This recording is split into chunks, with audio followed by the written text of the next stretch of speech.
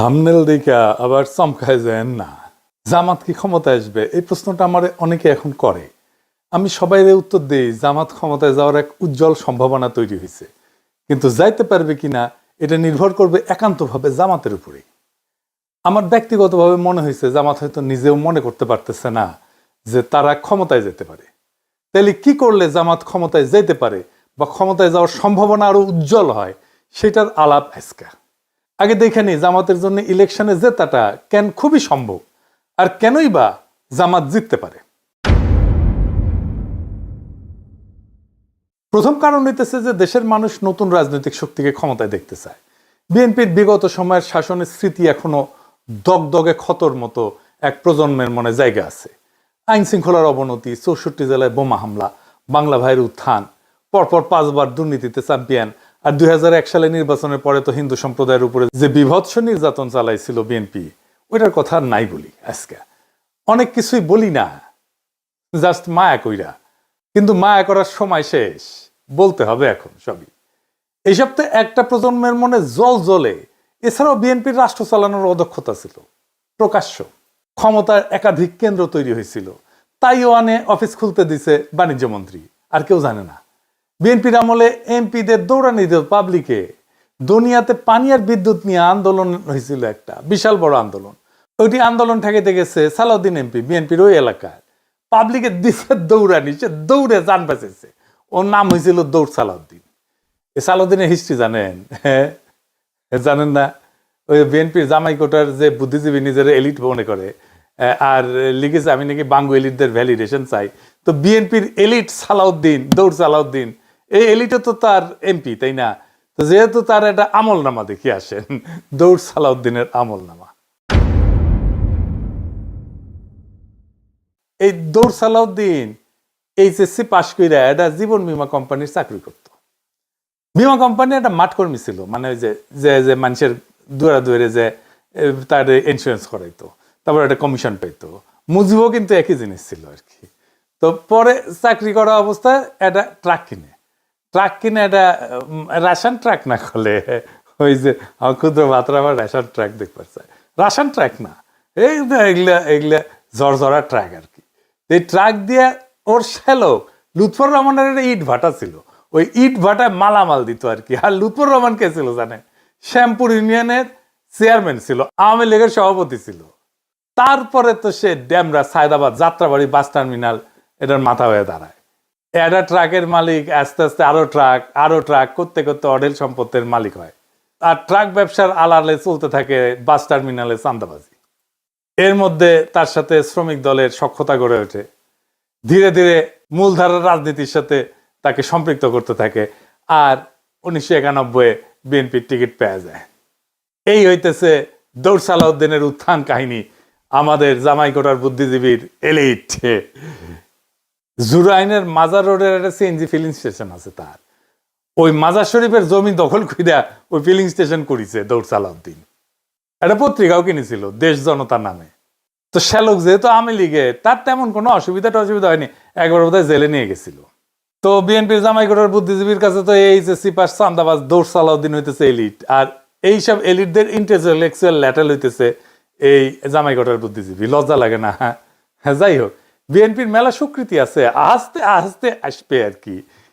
এই বিএনপি কি কম লুটপাট করেছে তার শাসন আমলে? তো এখন এই যে ইকোনমির অবস্থা দেখিচ্ছেন, দেশের এটা বিন্দু মাত্র লুটপাট সহ্য করার ক্ষমতা নাই। দেশটা ধ্বংস হয়ে যাবে, রাষ্ট্র নাই হয়ে যাবে লুটপাট হইলে।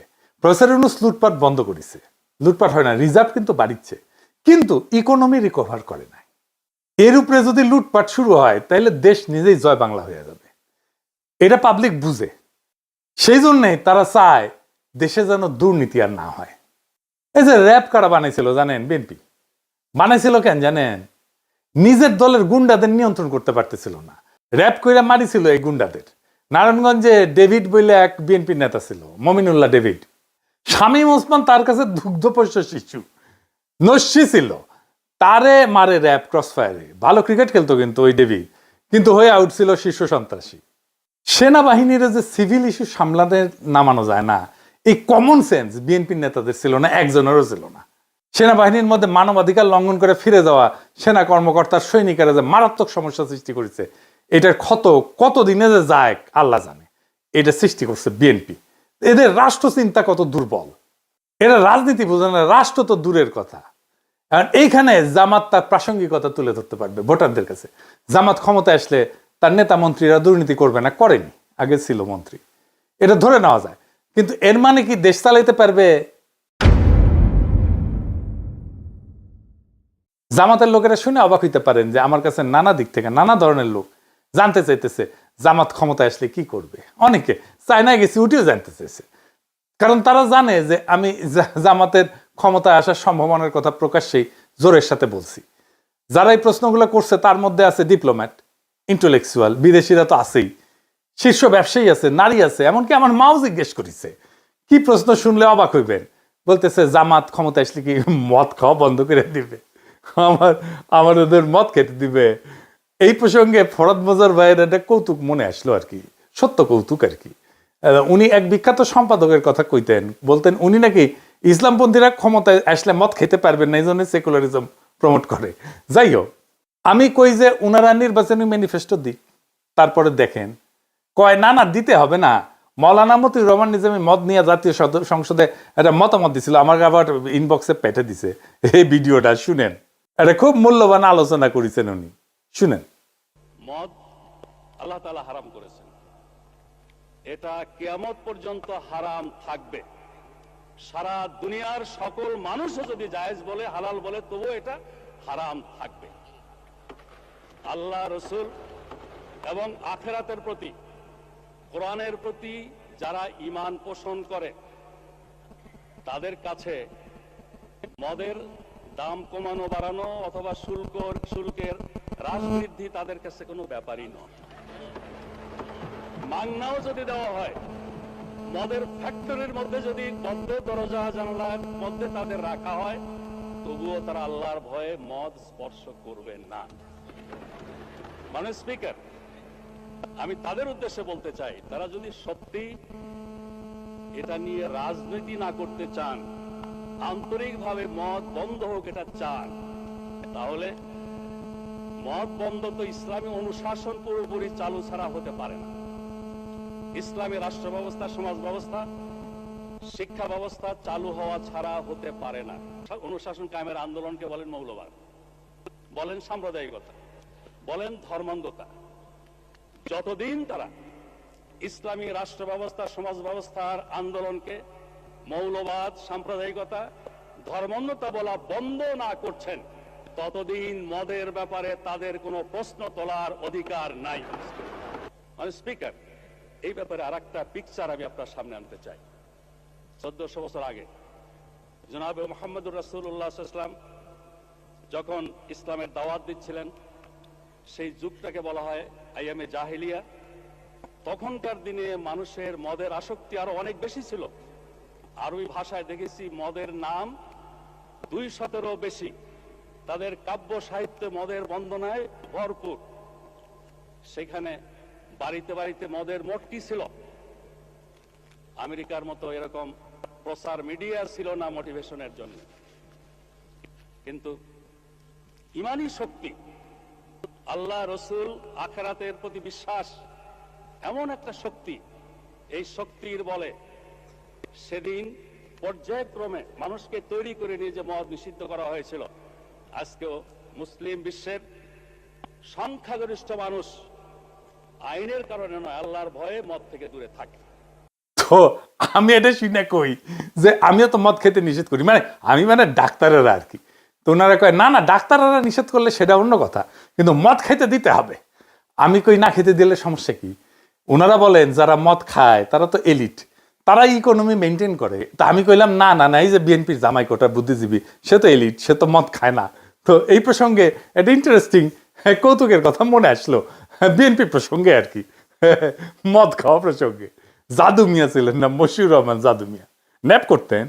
তো বিএনপি তো ন্যাপ, মুসলিম লীগ আর সুটকা চাটকা আওয়ামী লীগ মিলে তো বিএনপি তৈরি। তো উনি মশিউর রহমান জাদু মিয়া পরে বিএনপি প্রতিষ্ঠাতাদের একজন ছিলেন আর কি। কথিত আছে যে মশিউর রহমান জাদু মিয়ার এই অগ্নিজল পান করার অভ্যাস ছিল আর কি। তো ভাষা নিয়ে বক্তৃতা দিচ্ছেন, পাশে জাদু মিয়া বসে আছে, তো কইতেছেন ভাসানী অগ্নিঝরা কণ্ঠে কইতেছে, চালের দাম বাড়িছে, ডালের দাম বাড়িছে, তেলের দাম বাড়িছে, মদের দাম বাড়ছে কিনা কইতে পারবো না, জাদু মিয়া কইতে পারবে। তো এই মদ খাইতে পারবো কিনা এটা একটা বিরাট জিজ্ঞাসা।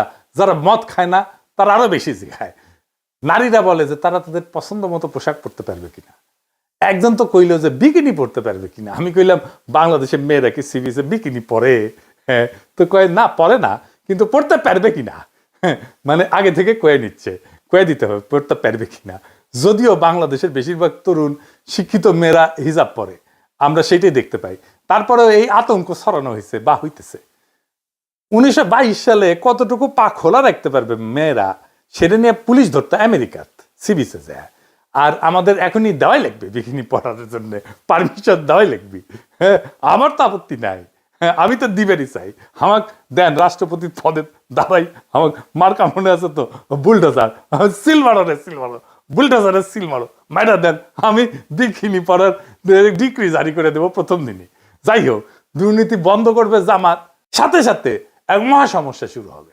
কি সেই সমস্যা? মহারাজ, বিশাল সমস্যা। এই যে রাষ্ট্রযন্ত্র, তার প্রত্যেকটা নাট বল্টু দুর্নীতিগ্রস্ত, চেয়ার টেবিল পর্যন্ত ঘুষ খায়। যেই আমলাতন্ত্রের উপরে সে বৈশা রাষ্ট্র চালাবে সেটাই তো করাপ্ট, আগা পাঁচতলা করাপ্ট। ব্যাংক থেকে লোন নিতে গেলে ব্যবসা প্রতিষ্ঠানগুলোকে ঘুষ দিতে হয়, ব্যাংকের এমডি কে, বোর্ড মেম্বারদেরকে। যে লোন নিবে সে তো কাস্টমার, তারাই তো তেলাবে ব্যাংক। তা না, উল্টা যে সেল করিচ্ছে সেই তেলা, সে তারাই কাস্টমার তেলাইতেছে। এটা কেমনে ম্যানেজ করবে জামাত? এটার একটা সিস্টেম লাগবে। এই সিস্টেম ওদের মাথায় আছে কিনা কে জানে। জামাতের মন্ত্রিসভা কেমন হবে? নারী মন্ত্রী থাকবে কিনা, কয়জন থাকবে? জামাতের সুরাতেও তো নারী সদস্য নয়। জামাতের কিন্তু একটা আলাদা নারী সংগঠন আছে যার নাম হচ্ছে বাংলাদেশ মহিলা জামাত ইসলাম। তো এটা 1970-এর দিকে এটা গঠিত হয়েছে। তো মহিলা জামাত দলীয়ভাবে আলাদা সংগঠন, কিন্তু কিন্তু কেন্দ্রীয়ভাবে জামাতের নেতৃত্বাধীন। তার মানে তাদের নিজস্ব আমিরা বা সভাপতি থাকেন, কিন্তু দলীয় নীতিগত সিদ্ধান্তে চূড়ান্ত কর্তৃত্ব পুরুষ নেতৃত্বের হাতে। তার মানে সিদ্ধান্ত গ্রহণের নারীদের সরাসরি অংশগ্রহণ নাই জামাতের। এটার একটা ফয়সালা দিতে হবে জামাতকে। কেমনে? এটা পরে আমি কিঞ্চিত একটা হিন্টস দেব। এর পরের ইস্যুটা জামাতের ঐতিহাসিক রাজনৈতিক ভুল নিয়ে। আমি আগেও বলছি, এখনো বলি, জামাতের রাজনৈতিক ভুলগুলা কেন হয়েছে তার কোনো গ্রহণযোগ্য ব্যাখ্যা দাঁড় করাতে পারে না জামাত। সেই পাকিস্তান সৃষ্টির আন্দোলনে জিন্নার বিরোধিতা, জমিদারি উচ্ছেদের বিরোধিতা করা, 1971-এ স্বাধীন বাংলাদেশের অভ্যুদয়ের বিরোধিতা করা, এটা কোনো গ্রহণযোগ্য ব্যাখ্যা দাঁড় করাতে পারে নাই জামাত। হাসিনার মতো বললে হবে না যে অতীতের ভুল ত্রুটি ক্ষমা সুন্দর দৃষ্টিতে দেখিয়া আওয়ামী লীগকে একবার দেশ সেবার সুযোগ দিন, এটা কইলে হবে না। ফিলোসফিক্যালি আর একটা সমস্যা আছে জামাতে। সেটা কি? ফিলোসফিক্যালি জামাতের রাজনৈতিক দর্শন দাঁড়ায় আছে মাওলানা মওদুদির উপরে। মাওলানা মওদুদি একজন দুর্দান্ত মেধাবী পলিটিক্যাল থিঙ্কার এবং ফিলোসফার, কিন্তু উনি তো সমাজতন্ত্রের পতন দেখে যাননি, উনি তো ওয়ার অন টেরর দেখেন নাই, উনি তো সারা দুনিয়া জুড়ে ইসলাম বিদ্বেষ দেখেন নাই, উনি তো ইসলাম কোপানো দেখেন নাই, উনি ডেমোক্রেসির সংকট দেখেন নাই, সোশ্যাল মিডিয়ার পাওয়ার দেখেন নাই, আর্টিফিশিয়াল ইন্টেলিজেন্স দেখেন নাই। তাই ওনার চিন্তার একটা রিভিউ দরকার আছে, নতুন দিনের মতো করে সাজানোর দরকার আছে। সেটা কি করছে জামাত? করে নাই। আমরা কেউ কেউ বলছেন জামাতের মন্ত্রিসভা কেমন হবে, কারা জামাতের ফেস হইয়া সাধারণ মানুষের দুনিয়ার সাথে ডিল করবে। ডাক্তার শফিক সাহেব কি ডিল করবে? মানে হাসিনা নেতা হইতে পারবে কিন্তু ডাক্তার শফিক হইতে পারবে না, যেহেতু ওনার মুখে দাঁড়িয়ে আছে আর মাথার টুপি আছে। পাবলিকে ভোট দিলেও পারবে না, ডেমোক্রেটিক্যালি একটা ইলেকশনে জিতে আসলেও পারবে না। মজা আর কি। আর একটা ইস্যু হইতেছে যে কেউ কেউ মনে করতেছে জামাত আসলে একটা অ্যান্টি হিন্দু রাজনীতি করবে। এই ইস্যুটারে জামাত বুদ্ধিমত্তার সাথে মোকাবেলা করতে পারে না, এখনো পারতেছে না। সে হিন্দু সম্প্রদায়ের সাথে এনগেজ কিভাবে হইতে হবে সেটা ধরতে পারে না। একবার জামাতের হিন্দু শাখা করে এইভাবে, আর একবার গোবিন্দ প্রামাণিকের হাত ধরে। আপনারা এখানে এসেছেন জামাতুল ইসলামের ডাকে। জামাতুল ইসলাম শুধুমাত্র একটা রাজনৈতিক দল নয়, এটা একটা ইউনিভার্সাল ইউনিভার্সিটি।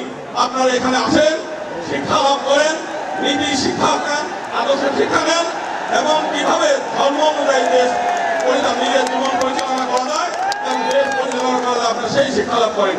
তো জামাত না মাঝে মাঝে গোবিন্দ প্রামাণিকের হাত ধরে ওই গাওয়া শুরু করে, আমার হাত ধরে তুমি নিয়ে চলো সখা, আমি তো পথ চিনি না, কইয়া মারের দৌড়। সে অখণ্ড ভারতের সৈনিক RSS এর পান্ডা গোবিন্দ প্রামাণিকের হাত ধরিয়া। এটা ইসলামী দলের হিন্দু শাখা হইতে পারে না, ফুল স্টপ। কাঁঠালের আম সত্য হয় না রে ভাই। এই সিম্পল জিনিসটা জামাত না বুঝলে কেমনে হবে? তাহলে কি করবে সে, কিভাবে এনগেজ হবে হিন্দু সম্প্রদায়ের সাথে? আমি বলবো কোনো কিছু করার আগে একটা ইন্ডিপেন্ডেন্ট রিসার্চ অর্গানাইজেশন দিয়া হিন্দু বৌদ্ধ সম্প্রদায়ের মধ্যে, মানে মাইনরিটিদের মধ্যে জামাতের প্রতি নেট ট্রাস্ট স্কোর মাপা। এটাই হবে জামাতের হিন্দু সম্প্রদায়ের মধ্যে গ্রহণযোগ্যতার মাপকাঠি। এখন এই নেট ট্রাস্ট স্কোর এই জিনিসটা কি আসলে এটা বুঝে দেখি। এটা একটা সহজ মাপ, মানে মানুষ জামাত ইসলামকে কতটা বিশ্বাস করে আর কতটা অবিশ্বাস করে তার পার্থক্য কিভাবে মাপা যায়। ধরা যাক 100 জন হিন্দু বা মাইনরিটি নাগরিককে জিজ্ঞেস করা হইলো, আপনি কি মনে করেন যে জামাত এখন সংখ্যালঘুদের নিরাপত্তা এবং মর্যাদা রক্ষা করতে চায়? তাদের উত্তরে যদি 50 জন বলে হ্যাঁ বিশ্বাস করি, 30 জন বলে না অবিশ্বাস করি, 20 জন যদি নিরপেক্ষ থাকে, তাইলে হিসাবটা হচ্ছে নেট ট্রাস্ট স্কোর হবে 50 - 30 = 20। অর্থাৎ নেট ট্রাস্ট স্কোর হচ্ছে +20। মানে মানুষ এখন মোটামুটি বিশ্বাস করতে শুরু করছে। যদি উল্টাটা হয়, মানে 30% বিশ্বাস করে আর 50% যদি অবিশ্বাস করে, তাহলে স্কোর হবে কত? 30 - 50 মানে -20। মানে মানুষের এখনো সন্দেহ আছে। এইটার গুরুত্ব হইতেছে স্কোর দিয়ে বোঝা যায় যে হিন্দু সম্প্রদায়ের মধ্যে জামাতের প্রতি আস্থা বাড়তেছে না কমতেছে, কোন জেলায় কাজ ভালো হইতেছে, কোন ধরনের কাজ করলে মানুষ সত্যিকারের বিশ্বাস পাইতে শুরু করবে। সহজ ভাষায় বললে নেট ট্রাস্ট স্কোর হইতেছে জামাতের প্রতি মানুষের মনোভাবের তাপমাত্রা। গরম মানে আস্থা, ঠান্ডা মানে অবিশ্বাস। সোজা চালচালায় বুঝে গেলেন, তাই না? এইটা জামাত প্রত্যেক 6 মাস পর পর মাপবে আর ফলাফল প্রকাশ করবে। এইটা কিন্তু আন্তর্জাতিক মহলেও তার বিশ্বাসযোগ্যতা বাড়াবে, গ্রহণযোগ্যতা বাড়াবে। এখন কাজ কি নিবে? গোবিন্দ প্রামাণিককে তো দেখতে পারবে না, তাই না? কি কি সলিড কাজ নিবে আসেন সেটা একটু বুঝে দেখি। প্রথমে জামাতকে একটা মাইনরিটি চার্টার ঘোষণা করতে। এই মাইনরিটি চার্টার মানে হইতেছে এক ধরনের প্রতিশ্রুতি বা শপথনামা, যেখানে জামাত ইসলাম প্রকাশ্যে বলে দেবে তারা এখানে ধর্ম দেখে না, ন্যায় মানবিকতা দেখে রাজনীতি করবে।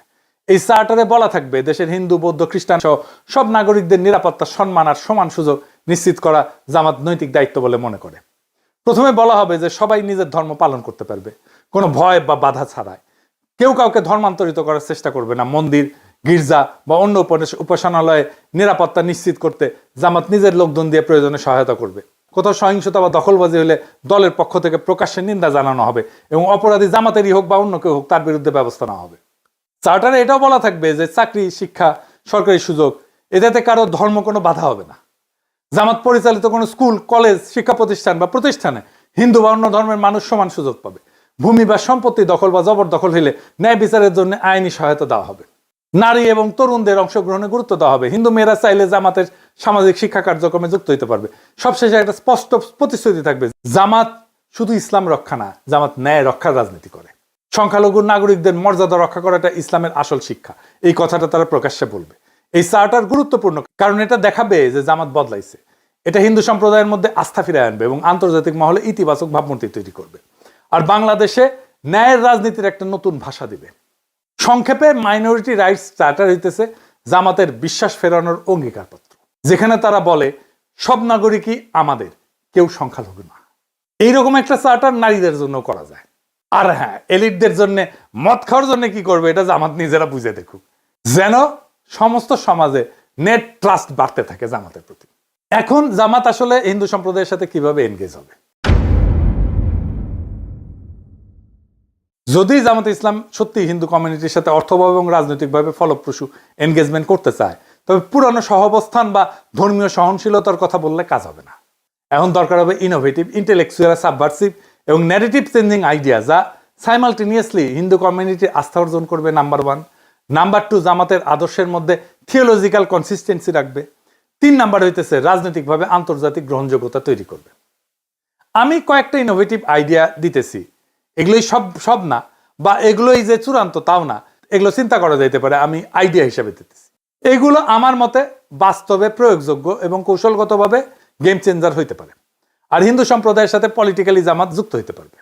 নাম্বার 1, কমন গুড পলিটিক্স বা ইসলামিক ভাষায় নাগরিক সংহতি। জামাত একটা শরিকুল খায়র বা শেয়ার্ড গুডনেস অ্যালায়েন্স করতে পারে, এই নামে নতুন একটা ফোরাম তৈরি করতে পারে। যেখানে হিন্দু সম্প্রদায়ের লোকজন, শিক্ষক, চ্যারিটির লোকজন, দাতব্য সম্প্রদায়ের লোকজন, মাদ্রাসা শিক্ষক, স্থানীয় মুসলিম নেতারা যৌথভাবে কাজ করবে। কিসের জন্য কাজ করবে? সামাজিক ইস্যুতে কাজ করবে।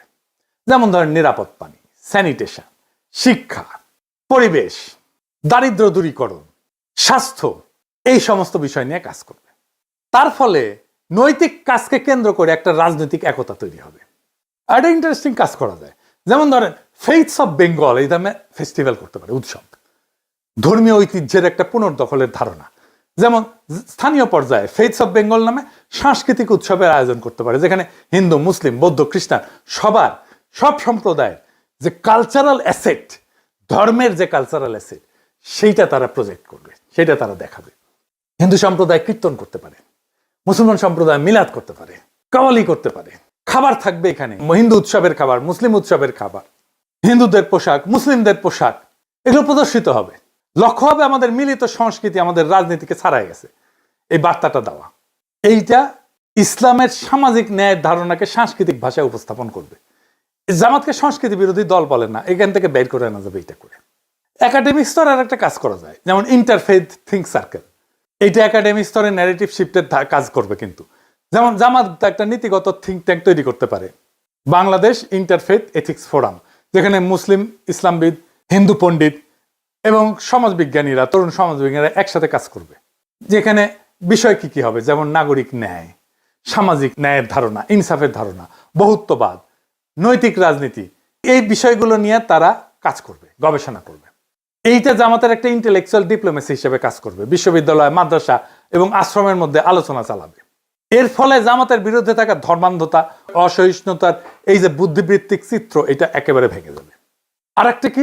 আরেকটা অ্যাডিশনাল কৌশল করতে পারে, যেমন ধরেন ডিজিটাল ব্রিজ ফর মাইনরিটিস। যেমন জামাত একটা নিজস্ব ডিজিটাল প্ল্যাটফর্ম তৈরি করতে পারে, যেখানে সংখ্যালঘু নাগরিকরা তার অভিযোগ, ভয়, প্রস্তাব, শঙ্কা এগুলো জমা দিতে পারবে গোপনীয়ভাবে।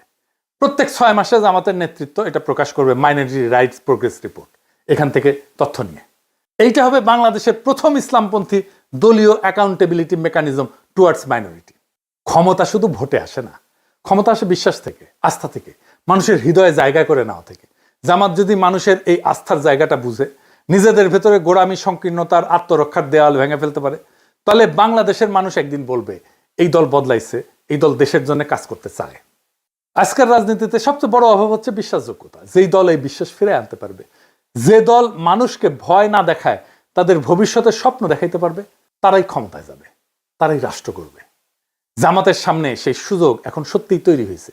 কিন্তু দরজা খোলা মানেই ভেতরে ঢোকা না। কিন্তু এই দরজায় ঢুকতে হইলে নিজেদের পুনর্গঠন করতে হবে, মানে নীতিতে, সংগঠনে, আচরণে। বাংলাদেশ এখন এমন এক মোড়ে দাঁড়ায় যেখানে ধর্মীয় রাজনীতির নাম শুনলেই অনেকে ভয় পায়। যদি জামাত সেই ভয়কে ভাঙতে পারে, যদি তারা দেখাতে পারে ধর্ম মানে বিভাজন না, ধর্ম মানে ন্যায়, ধর্ম মানে ইনসাফ, ধর্ম মানে ঐক্য, বহুত্বের মধ্যে ঐক্য, তাহলে একদিন তারা শুধু নির্বাচনে না, মানুষের হৃদয়ে জয়ী হবে। এখন সময় জামাতের জন্য ইতিহাসের সামনে দাঁড়ানোর, অন্যদের বদনাম দিয়ে না, নিজেদের পরিবর্তনের শক্তি দিয়ে প্রমাণ করার। বাংলাদেশে এখন ন্যায়ের রাজনীতি এখনো সম্ভব, ইনসাফের রাজনীতি এখনো সম্ভব। আর সেই রাজনীতি ইসলামের আলো থেকেই জন্ম নিতে পারে। ইনকিলাব জিন্দাবাদ।